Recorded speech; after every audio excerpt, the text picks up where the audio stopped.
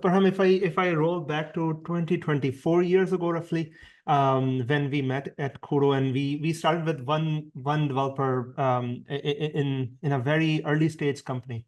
At that time, obviously, you were in the market for a long time with that kind of experience, your expertise, and your background.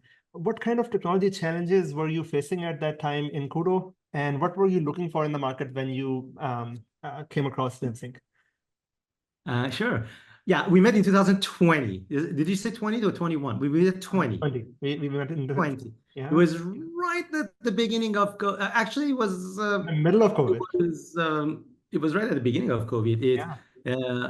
COVID really hits in US around March. I think we worked right a bit before, like in February 2020.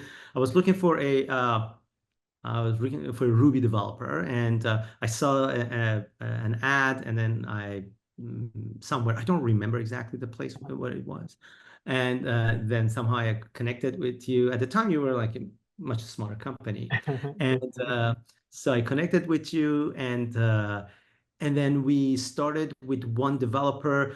Obviously, AI is up and coming. It's getting better and better. The world is not there yet, especially for very official meetings and stuff. AI is still catching up. It has a few more years to go on that. Yeah, it's like clients are like, roster of clients are like some of the biggest, mostly governments and some of the biggest companies in the world. So that's what we did at KUDO.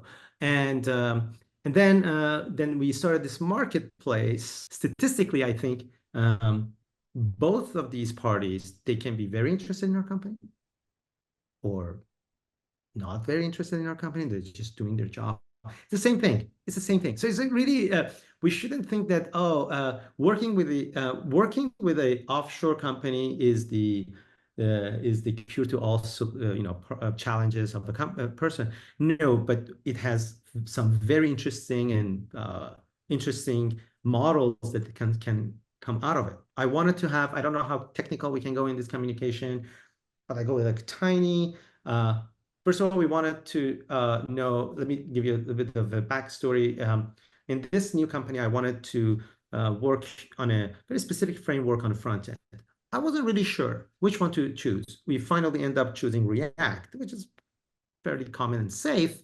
But then I remember that I needed to talk to somebody. So we talked to your guy, Junaid. You guys have many Junaids, but one of your Junaids, it's really good.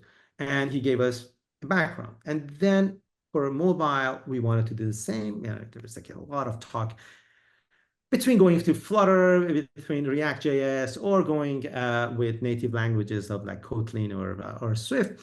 When finally we settled with React.js, which was a very right decision for us on that as well.